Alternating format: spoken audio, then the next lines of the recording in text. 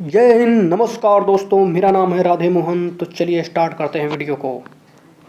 देखिए, कल मेरा एग्ज़ाम है और जिस रूल को मैं फॉलो करने वाला हूं, यदि आप उस रूल को फॉलो करेंगे तो आपको निबंध लिखने में कोई विशेष परेशानी नहीं होगी। तो चलिए देखते हैं क्या क्या हमें करना है। पहला चरण है, सबसे पहले जिस विषय को आपने पसंद किया है उस पर अपने विचारों को दिमाग में लाएं और उस पर खूब सोचें। खूब सोचने का मतलब यह नहीं कि आप आधा घंटा सोचते ही रह जाइए।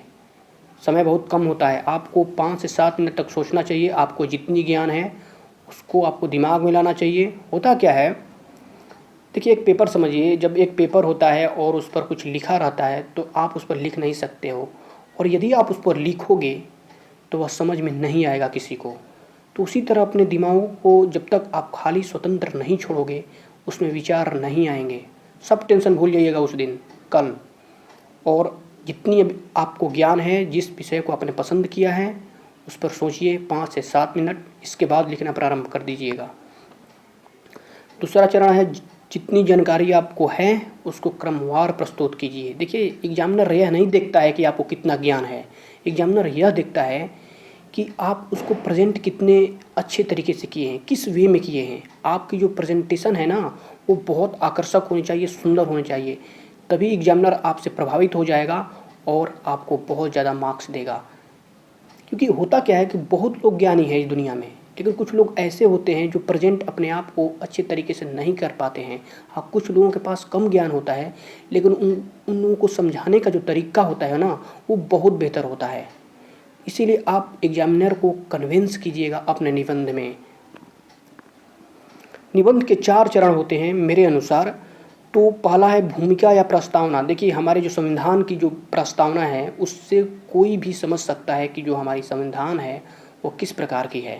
उसमें प्रस्तावना से पता चल जाता है कि आपका जो संविधान है वो किस तरह से आपके देश को चला रही है। तो उसी तरह से निबंध जब आप लिखेंगे तो एग्जामिनर को यह समझाना होगा आपको कि हम क्या कहना चाह रहे हैं। एग्जामिनर यदि समझ जाएगा कि आपकी जो प्रस्तावना है वो बेहतर है तो वो आपको अच्छा मार्क्स देगा। उसको समझ में आ जाएगा कि आप क्या कहना चाह रहे हो, आप क्या लिखोगे नीचे। इसके बाद आता है विषय विस्तार। इसके बाद उसके जो गुण हैं, जो दोष हैं, इसके बाद लाभ है, हानि है, उपयोगिता क्या है उसकी, और बहुत सारे सूचनाएं हैं, उसका महत्व क्या है। ये सारी चीज़ें आप विषय विस्तार में लिख दीजिएगा, जिसे बोला जाता है बॉडी बोला जाता है। भूमिका प्रस्तावना का हेडर बोला जाता है, विषय विस्तार को बॉडी। इसके बाद आप विपक्ष में विचार कीजिए। विपक्ष का मतलब यदि कोई किसी ने कमेंट किया है ऐसे चीज़ों पर तो उन सब चीज़ों को आप वहाँ पर ऐड कर सकते हो। जैसे कि यदि आप रियलिटी शो की बात करें तो रियलिटी शो की क्या प्रोज और कॉन्स हैं आपको विचार में करना होगा। क्योंकि स्वामी ओम जैसे लोग आ जाते हैं तो क्या करते हैं, तो ऐसे ही विपक्ष में आपको डालना है स्वामी ओम जैसे लोगों को। इसके बाद कंक्लूजन पर पहुंचना है कि इसमें आपका विचार होना चाहिए। कंक्लूजन में आपका विचार होना चाहिए कि आपके अनुसार यह क्या है, यह सोसाइटी को, यह हमारे देश को, हमारे समाज को किस तरीके से उपयोगी है। तो ये 4 सेगमेंट हैं। भूमिका या प्रस्तावना जिसे हेडर बोला जाता है, विषय विस्तार हो गया बॉडी, विपक्ष में विचार मैंने डाला हूँ कि आप ऐसा डाल देते हो तो आपका निबंध और सुंदर लगेगा। और इसके बाद कंक्लूजन आता है। हालांकि ऐसे फुटर, हेडर और बॉडी 3 ही होती हैं, लेकिन विपक्ष में मैंने इसलिए डाला हूँ कि थोड़ा और अच्छा लगेगा। तो इन 4 चीज़ों को यदि आप फॉलो करते हैं तो निबंध में बहुत अच्छा मार्क्स प्राप्त करेंगे।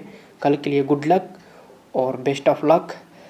तो चलिए वीडियो समाप्त करते हैं। यदि आपने हमारे यूट्यूब चैनल को सब्सक्राइब नहीं किया है तो सब्सक्राइब कर लीजिए, क्योंकि हम यहाँ पर इंटरेस्टिंग वीडियो आपके लिए लाते रहते हैं और लाएंगे। क्योंकि जैसे ही एग्ज़ाम समाप्त हो जाएगा, 5 दिन चलेगा, मैं कंटिन्यू इस पर वीडियो बनाऊंगा जो आपको जून 3 द्वारा, हमारा मिशन जून 3 है। क्योंकि जो परीक्षार्थी अभी तक नहीं निकाले हैं उन लोगों को काफ़ी मुझे मदद करना है। बस इतना ही मेरा मिशन है और कुछ नहीं मिशन है। धन्यवाद दोस्तों, जय हिंद, गुड नाइट।